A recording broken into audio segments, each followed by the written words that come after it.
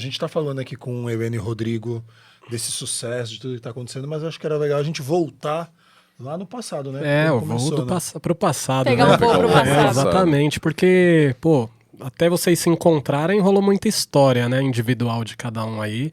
E seria legal aí a gente ficar sabendo, passar pro público onde tudo começou, né? Começou comigo. Eu sou um pouquinho mais velho que a Helena, pouca coisa. 8 anos. 6 meses. É, 15. Começou comigo cantando sozinho. Eu tive um probleminha de infância, né? Eu fui abandonado pelo meu pai. Meu pai era policial. E... Como assim você foi abandonado pelo seu pai? Cara, simplesmente minha mãe também não forçou esse contato meu com meu pai pelo fato dele ser policial. E ele era muito visado. Então, ele também não ligava, não aparecia. E aí, aonde eu fui achar o refúgio foi na música. Eu achei esse refúgio na música, comecei a cantar e a dançar. Isso você tinha quantos anos quando você começou? Quando você lembra assim dos seus primeiros... Muito novinho, 6, 7 anos, quando eu comecei a cantar e dançar. E aí foi um refúgio pra mim na música. Depois o meu pai chegou a ser morto, infelizmente. E, cara, é muito triste, assim, você tá assistindo televisão, tava assistindo televisão. Minha mãe assistia, na época, o Datena. E, de repente, apareceu uma notícia lá. Policial tomou 7 tiros no supermercado, que eu não lembro o nome agora.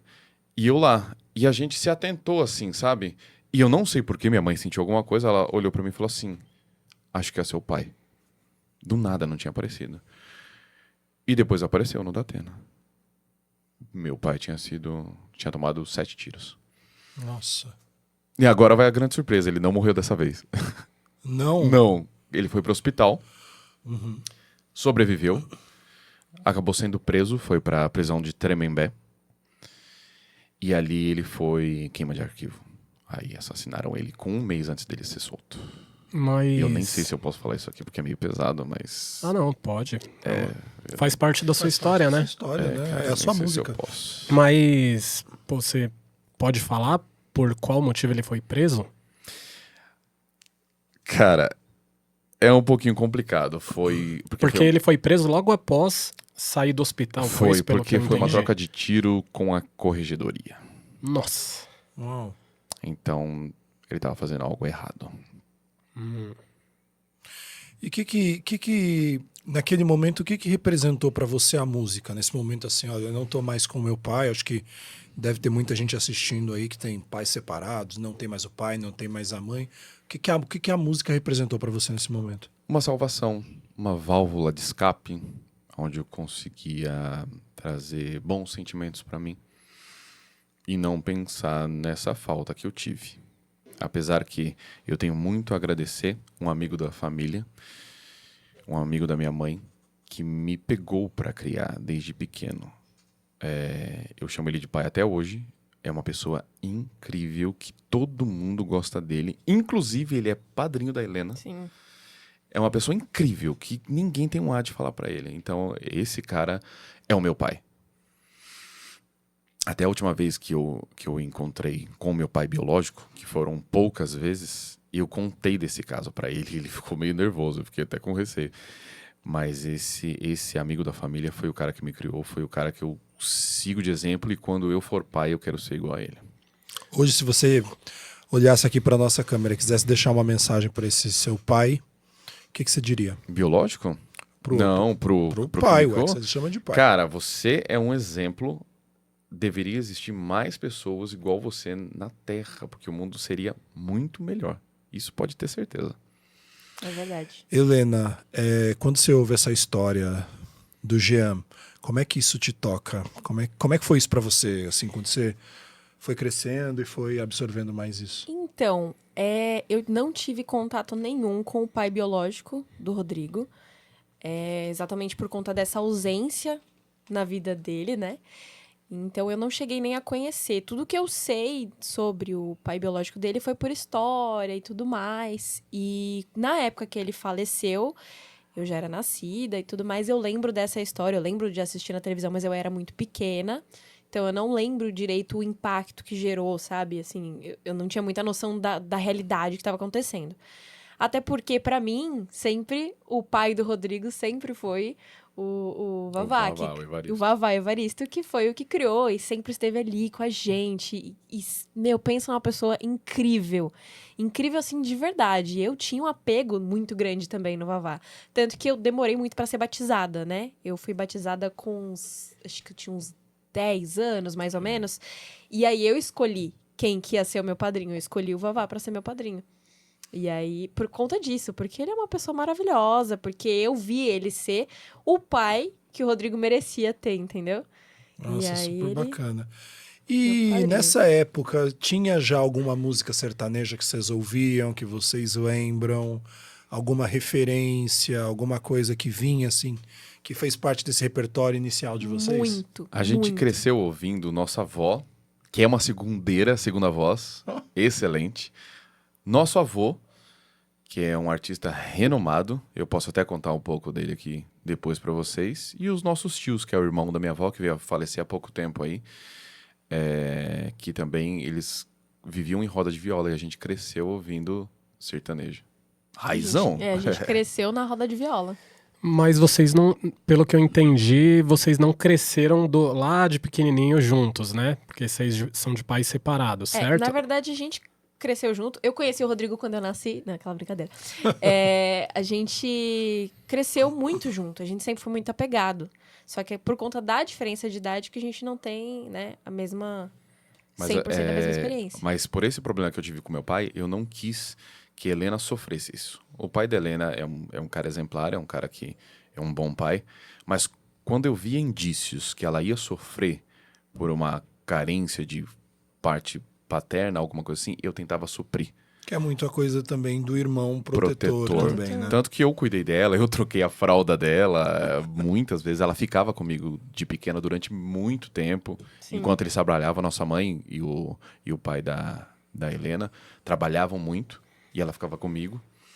Então, acho que por isso que foi criando essa relação Então tão... não E a foram gente- não são só 6 meses de diferença. Você aí, porque acreditou? se trocou. Não. Você acreditou, Trocou a fralda. né? Também São sete. acreditei. Entendi. 7 meses. 7 meses. É por isso que ele estranhou, Ô, Helena, porque ele você- acreditou na história Você dos usou 6 fralda meses. até quantos anos, então? Não, você acreditou, né? Não, mas desde sempre, eu e o Rodrigo, a gente é apegadíssimo desde sempre. Desde que eu sou pequenininha e quando ele começou com a carreira solo, que ele ia fazer as apresentações dele, eu era muito fãzinha dele, assim, sabe? Eu ficava assistindo, eu ficava na porta do quarto, que ele ficava ensaiando incansavelmente, e eu ficava na porta do quarto assistindo, olhando, ouvindo, tudo. Tanto que tem muita coisa que eu aprendi por assistir ele, por exemplo, sei lá, vou dar um exemplo, umas coreografias de alguma coisa que ele pegava. Eu aprendi de ficar olhando, porque eu ficava lá babando tudo que ele fazia. E esse negócio dele ser muito protetor, né? E realmente, ele sempre foi muito protetor. Acho que, na verdade, muitas vezes o meu pai, no momento de ser ciumento comigo, alguma coisa assim, que meu pai sempre foi mais tranquilo, o Rodrigo que exercia esse papel mais de... Não, vou conhecer namorado? Não, vou lá conversar, vou falar e tal. Ele era o negócio do paizão, né? Mas minha relação com meu pai é maravilhosa tal. Só que os meus pais, eles se separaram quando eu tinha por volta de uns 7 anos de idade, mais ou menos.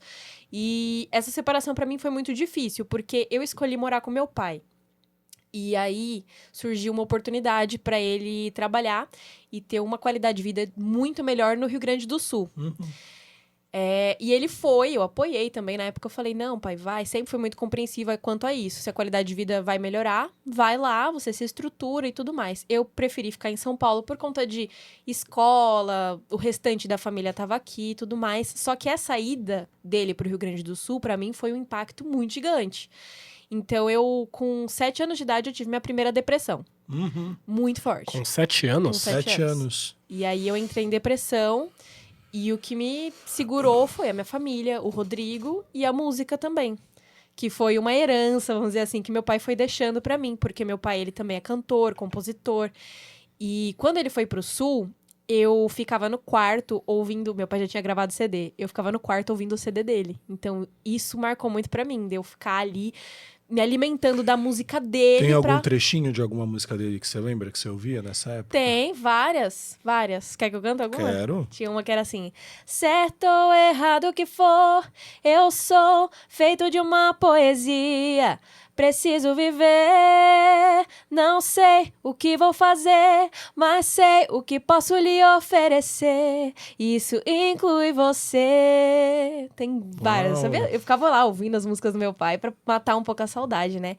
Mas a minha relação com ele sempre muito boa, mesmo ele distante. Aí acontece que a promessa de vida que ele teve lá, de que ia dar tudo muito certo, na verdade não deu. Então ele acabou ficando meio que preso lá no Sul, né? Não conseguia voltar Se pra São estabilizou. Paulo. Foi difícil pra ele lá. Então ele teve que ficar lutando lá. E eu aqui, com saudade dele. E o Rodrigo sempre ali, firme comigo, firme comigo. E aí a gente foi se grudando ainda mais. Já era extremamente grudados. Mas nisso que eu fiquei... nós somos criados numa família de 90% mulheres, né? Aham. Então, eu, minha irmã, minha mãe, minha avó. A única figura masculina de proteção que a gente tinha era o Rodrigo. Então, foi ali que eu me grudei, né? Aham. E aí a gente começou... E aí eu já fui fazer aula de música. Comecei a aula de música... Quantos anos eu tinha? Eu não lembro. Você era muito novinha, ela tinha uns 6, 7 anos de 6, idade. 7 anos eu entrei no não, Tom vai, Jobim. 6, 6 anos. Foi por influência da minha irmã, a nossa irmã também, por parte de mãe, Mãe. a Karen. Ela influenciou para que eu entrasse na aula de música, porque ela percebeu que eu tinha percepção musical desde nova, meu pai também percebeu isso. E aí eles insistiram muito para que eu começasse desde cedo. E aí eu fiz a audição para entrar no Tom Jobim, na época era Tom Jobim, hoje em dia acho que é EMESP. EMESP, Santa Marcelina, né? Ainda é da Santa Marcelina? Acho que Boa é. pergunta. Acho que ainda é. Enfim, na época era Tom Jobim. E aí eu fiz a audição, passei, estudei lá por longos anos. Mas nesse período eu não estava cantando com o Rodrigo.